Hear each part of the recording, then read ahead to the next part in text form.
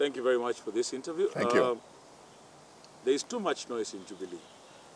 One, you're being blamed for the loss of the Juja by-election, you and Murade, and now some people want you out. Have you heard of this, and are you ready if such a war comes your way? The first thing is that this is a political party. I don't expect it to be a religious institution or a church. So disagreement is normal. With respect to Juja constituency laws, I take full responsibility. As Secretary General, you have to be ready to take full responsibility for any loss, and also to be sure that you don't take any responsibility for any win, because winning is supposed to be normal.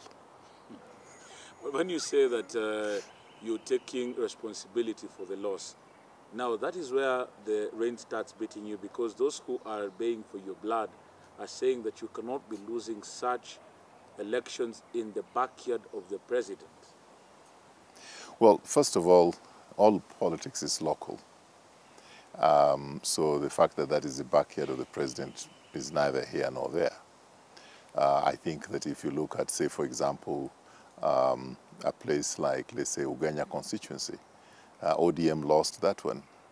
I don't think anybody said that, therefore, the Secretary General of ODM or the party leader of ODM had lost his bedrock of support. So I think one of the things that we have to do is to be mature enough. You go for an election to win. But if you don't win, then you should not be too passionate to the extent that you're not ready to take a loss. As the Swahilis say, asiyekubali kushindwa sio mshindani. And I think that from Juja we've learned our lessons. It was a loss, yes, and if we don't say it was a loss, then we would be dishonest to ourselves, which would be very unfortunate that you're not even honest to yourself.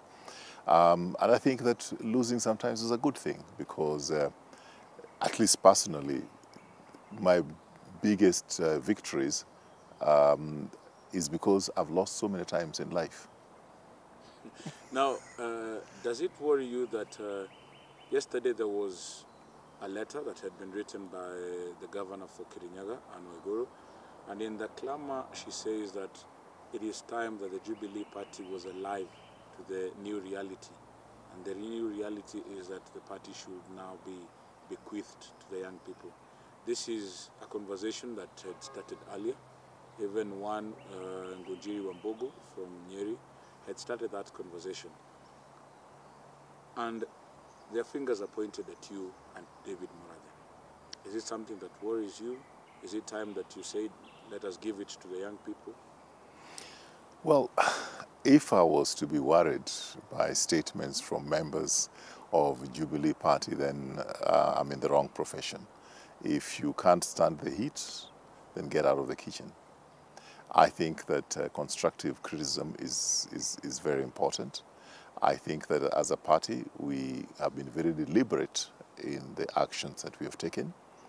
I think that, for example, the fact that we should be able to engage more young people in the party at the leadership level is very, very important, because that's one of the passions of this president. I mean, you can even see the kind of CASs that have been appointed. A lot of them are very young people. So I don't think that the president has lost focus as to the fact that we need to engage the youth more in leadership in this country, and to also challenge the youth to rise to the occasions. You don't get leadership handed over to you just because you're youth. You fight for it. If you're waiting to be handed over the leadership, then I think you're not leadership material. I think that as a party, I think this is a very opportune point. I'm completely in agreement with the people who think that, who feel strongly that we should change the party. You know, we've had a very interesting period when some of the members have actually left the party, left quote unquote, and moved on to rival parties, which I think is not necessarily a bad thing, because those who can not stand up to the issues that represent the dream of the party, like the fight against corruption. There are those people who cannot stand in the sun the moment we start talking about corruption. And therefore, probably people like those, we'd be glad that they actually move out. It would be good for us. But for And let me just finish this. There are those who cannot stand up. When you start talking about corruption, they can talk about youth and other things, but when you start talking about corruption, can they stand the test? And when you talk about ethnic ethnic polarization and ethnic politics, they're right at the center of it, and they think purely on ethnic grounds.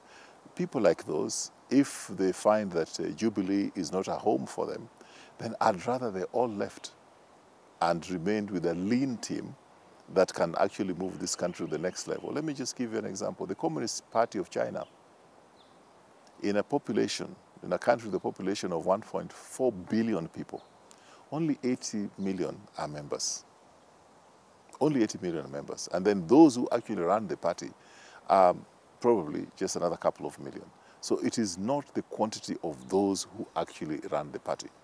It is the vision which is important. And our vision as a country has been carried very, very capably by President Uhuru Kenyatta. One of the visions that we had, and if you look at the first page of our constitution, is to bring this country together.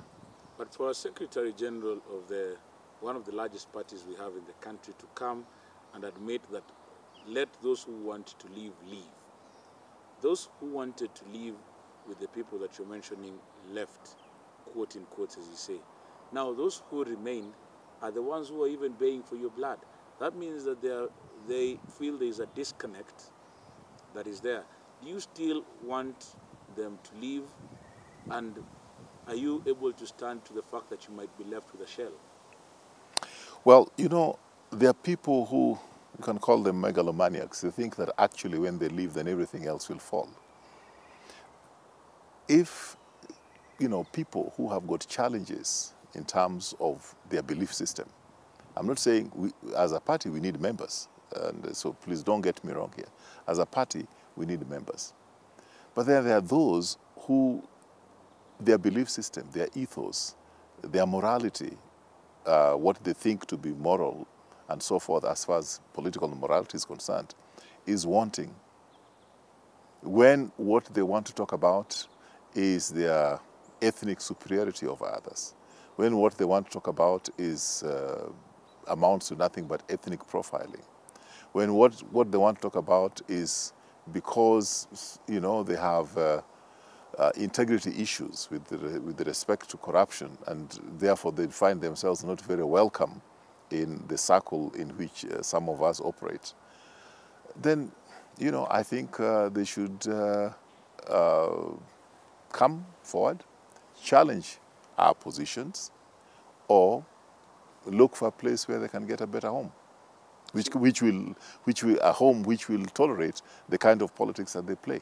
So what is this kind of politics that you want as Jubilee to advance that is making them so uncomfortable? You've mentioned some of them as fighting corruption and all that, but the problem has been, and two of you have been accused, you and the Vice Chair, David Murathe, of officiating a party whose main work these days has to be to fire people.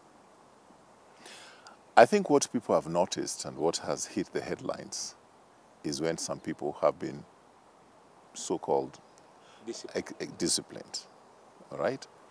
And I don't think that those people who have faced those disciplinary issues would be too delighted with the person who carries the message that this person has been disciplined.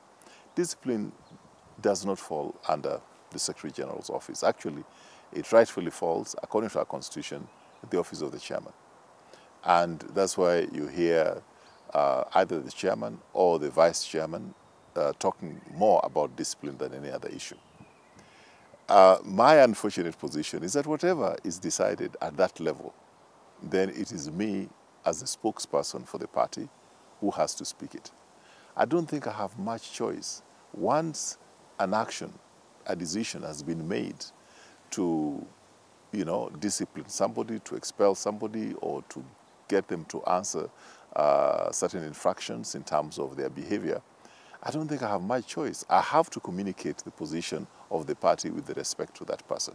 So would you say If you're being unfairly targeted? No. I think if you take this position, you have to be ready to be, as I said earlier, if you're in this position, you have to be ready to hit. You have to be ready to be hit, rather. You have to be ready to be blamed. For example, I take responsibility for whatever happened in Juja, but I was not even there for one day.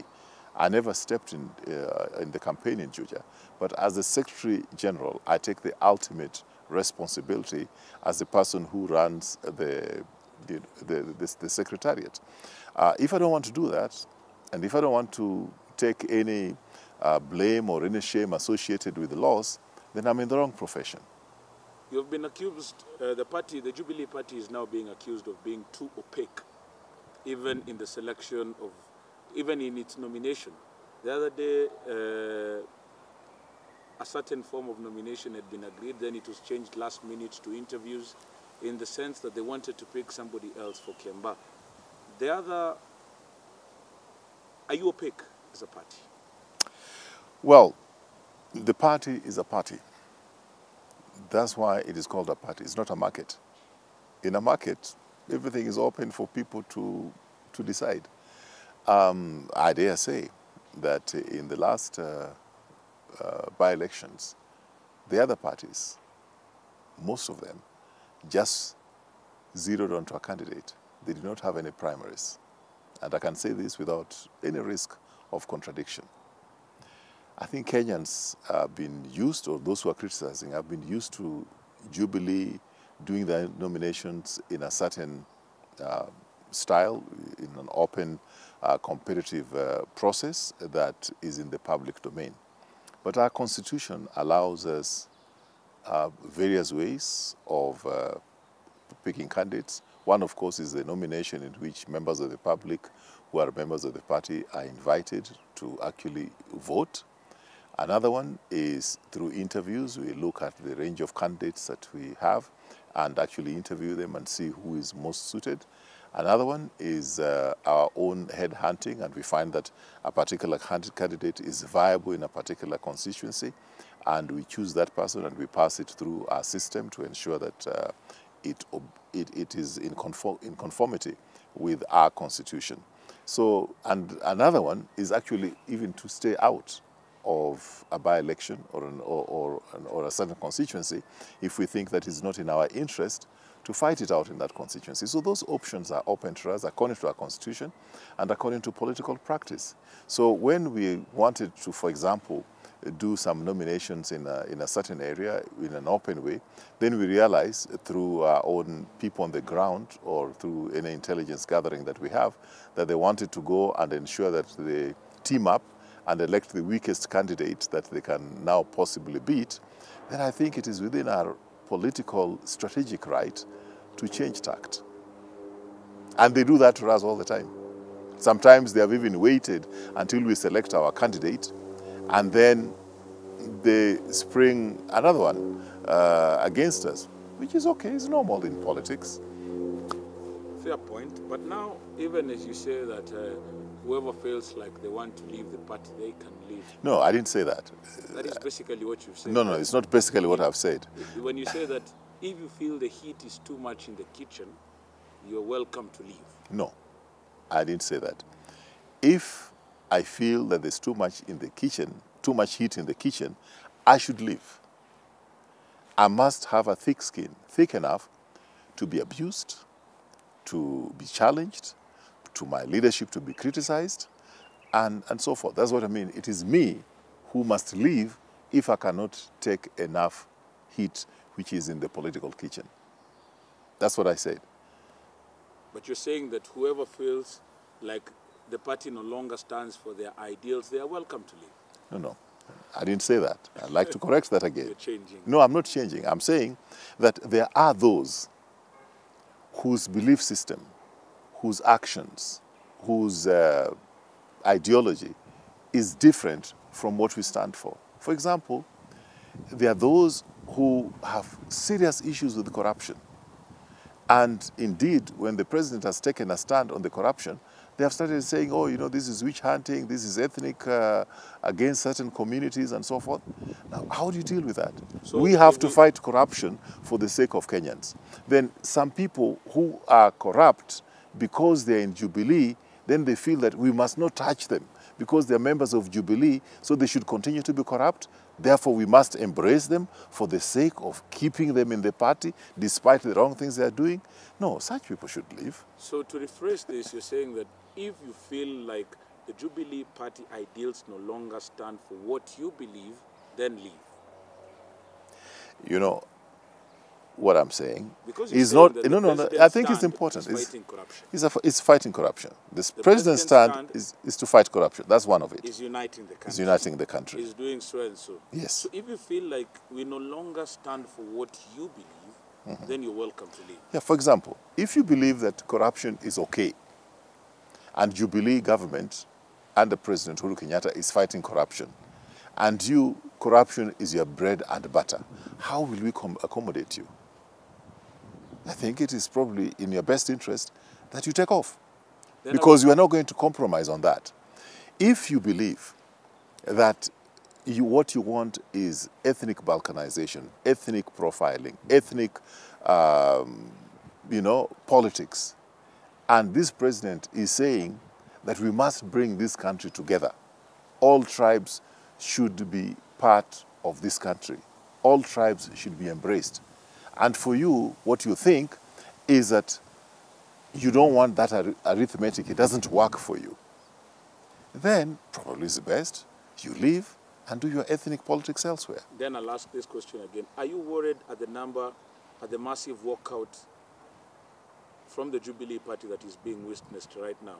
Yesterday, several members of parliament and even governors from Jubilee, from the Rift Valley, even say that they have started the discussion of probably popularizing another party. Are you worried as a Secretary General at the massive walkout within the Jubilee Party? I'm not worried, and I'll tell you why I'm not worried.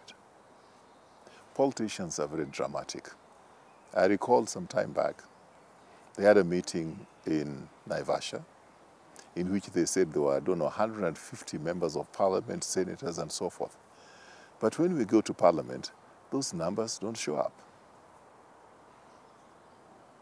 So if I was to be worried every time 10, 15, 20, 30, 40, 50 members of parliament from a certain region of the country have a lunch and then they, let any kind of oozing of negative statements from their mouths, and it worries me, then I'll be in the wrong profession again. So really, you have to put everything in context. 30 people, 40 people walking out of Jubilee, making drama out of it. You want to call that massive? I think my definition of massive and yours are probably very different. Going back to the letter that was written yesterday by Wegoro and the clamor for change within the party, and this is necessitated by the fact that you no longer enjoy the cake as it was in the larger Mount Kenya region where Jubilee enjoys support. There is its members were tear gassed on Saturday in Tharaka Nithi County. There is also the entry of the United Democratic Alliance, which is actually, according to some people, is fighting it out with Jubilee in Kiambaa. Then there is also the ODM party that wants a share of the mountain vote, even as President Uhuru Kenyatta goes on retire. What is the position of the Jubilee Party when it comes to this and revamping for the future with the aim of reclaiming its glory in Mount Kenya? I don't want to say lost glory yet. Well, I think one thing which I would like to be able to state is that I think it's very positive that some other parties are coming up. And I think for me, it's more of a positive thing than a negative thing if other parties feel bold enough that they should challenge Jubilee in the certain areas, like in the Mount Kenya area, for example. Because if it was the alternative position that a ruling party can get 99% of the votes in a particular region, I'll be a very worried man, because it would mean that's not democracy. I think democracy is something that Kenyans fought for. I think democracy is something which is important for this country.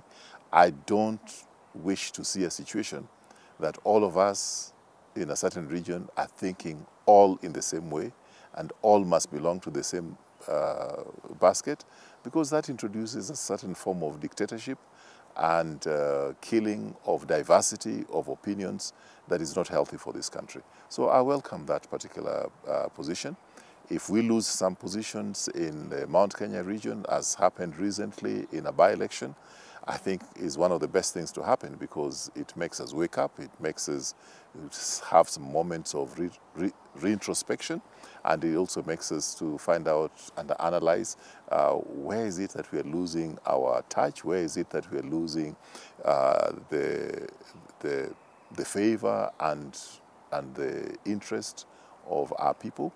So we go back to the drawing board and engage even more in a pragmatic way, and engage more aggressively with that population and support base that we value very much. And if you're always comfortable, if you're in a comfort zone throughout, that you're not challenged, then that's the beginning of your decline. I want to start from where you've left, and it takes one bold person to accept loss, like you have accepted and taken it upon yourself when it comes to Juja. We are having a by-election in Kiamba. Have you learned, as you say, you might when you lose, you learn? Have you learned? And are you ready for the UDA party? I think learning is a process rather than an incident.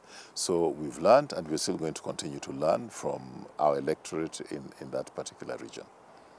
When it comes to UDA, I think the one thing which comes to me as a surprise, and we were not ready for, is burning of T-shirts and burning of Jubilee promotional materials, as happened recently in Kiamba. I think you saw it probably in the social media, because that ushers in a politics which is associated with violence. First of all, it is an election offense, and we hope that the IBC has taken note and probably should deal with that as an election offense. But it worries me that another era of violence and burning in the political arena is being ushered in this way. I think that's something which should concern all Kenyans. It was never such a habit in central Kenya. It has happened in other regions of the country.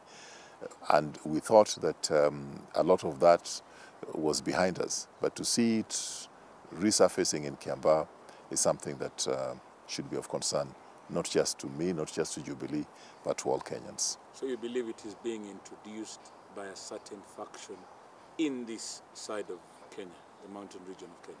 Well, I think that it should be investigated as to who was behind it. I don't want to accuse any party, because I think that's the responsibility of IBC, because an election has been declared in that area. And when an election has been declared in that area and there's those incidents of people burning, promotional material of rivals, it is actually out of my province. That should be in the province of the IEBC, and we hope that they're going to rise to the occasion and not be intimidated, because we've seen fire in the political process in this country before. We don't want to go back there. Are you promising a win in Kiamba as the Jubilee Party? Kiamba is a competition like any other electoral process. I don't want to have the arrogance of declaring the results. That's why we wait for the results when they're declared by IEBC. Because again, there's another cultural issue. You know, when political leaders make pronouncements like, you know, losing is not in our vocabulary, then if losing is not in your vocabulary, why do you go in for a competitive process? And that is a way of radicalizing our populations to the extent that then when people lose, then they become very hurt. And that's, after the end of the day, this is politics. We have to live with each other. We'll give it our best shot, and we fight to win. We go into the race to win, and we leave it at that.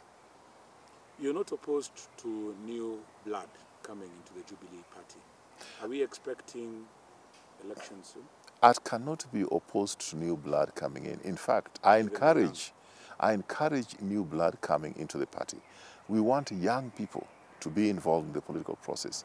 Every generation has got its challenges. And the challenges facing the young people today, for example, are very real. The struggle of young people in this country to get jobs, to obtain jobs, is very real. I was, a couple of weeks ago, hosting some people from outside this country who are in the, ICT space, and we're encouraging them as a government to come and invest here. In fact, in this particular investor, I even talked with them this morning. We're talking in terms of about 3,000 jobs in the ICT sector.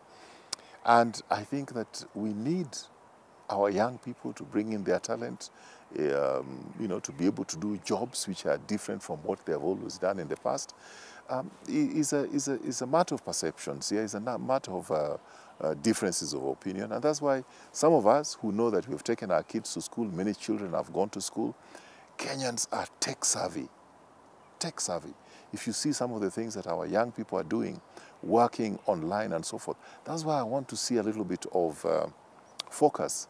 And rather than getting our children to start thinking and dreaming about going back to wheelbarrows, I want our kids to go to the ICT sector. It's an honest difference of opinion. So are they going to come in through appointive positions, or are we likely to see an election in the Jubilee Party anytime soon? Yes, we should. In fact, we really wanted to do an election last year. We were ready for it March last year. Unfortunately, the two things came into play. One is that the register of political parties, it was first of all register of political parties. The register of political parties required us to disaggregate our membership to what you call the ward level. And that was a requirement in the law, that all membership should be disaggregated to the ward level, so that you're not just a member of the party, but you're a member starting from the polling station to the ward and so forth. Now that required quite a bit of elaborate management, and we needed some more budget from the Treasury, because as you know, we are funded by the, by government by and large, through the Register of Political Parties office. So, she required this of us. And when we had to postpone our elections, not because of the epidemic first. It was because of the requirements that had been laid out by the Register of Political Parties. Then the epidemic came in. Now, since that time, we have not been able to do the kind of political mobilization that are necessary for you to be able to do disaggregation of membership to the ward level. Now, that is what actually made us postpone the elections. We are having our meetings, discussing how are we going to go around this with, bans on the political meetings. As you are aware, we are trying to obey the law. We are trying to make sure that we lead by example. We can organize. I can organize a meeting this weekend and get 200, 300 people for the sake of mobilizing membership of the party. But we have a ban on political gatherings because of COVID. So other parties can try to do this and blame the government for interfering with their meetings. But as Jubilee, I don't have that luxury of actually organizing a meeting to be shot down go against. Yeah. So I can't. I mean, that is the responsibility that you must bear when you are the party in government. The other parties out of government, can play those games with us. But as soon as it is, possible to do it, we are set, we are ready. So the Jubilee Party has not lost taste? Well, you know, that's for our members to say. And our members, many, as you say, some members are, you know, are kind of feeling disappointed, and maybe that's what was reflected in the last by-elections. But you also have to remember that there are by-elections where we have won. But of course, people prefer to look at the losses as opposed to the times when we have won, which is okay. It's within their, you know, right to, you know, to disapprove and to criticize us where they feel that we are not performing to par. But let me tell you, when it has been necessary, both in Parliament and in Senate, and when it has been necessary for Jubilee to stand up, we have been able to stand up. And when it has been necessary for us to act in the interest of this country, those who voted for Jubilee and those who did not vote for Jubilee. Because, for example, as a government, we are the government for the whole country. The president is the president of the 54% who voted for him, and for the 44% who did not vote for him. And nothing is as amazing in this country as when this president, who was not elected by the people of Kisumu, was a few, you know, at the beginning, maybe 10 days ago or less, was actually welcomed in Kisumu like a hero. He was dancing to Luo music from my village. And this does not happen in most of Africa. In most of Africa, after elections, because of the polarization along ethnic lines, those areas which did not vote for you are actually no-go zones. So instead of Kenyans spending so much time criticizing some of these things, we should be celebrating our diversity. We should be celebrating our political maturity, which has been praised all over the world by South Africa, by the United States itself, by Europe, that we have done things in the interest of this country which other countries would like to emulate. Thank you very much. Thank you. Thank you. Thanks. I won't take so much of your time. Thanks. Okay. Thank you for giving me the opportunity to articulate this. Yeah. You know, the more tough question you ask, the better it is, because then we can explain where it's coming from.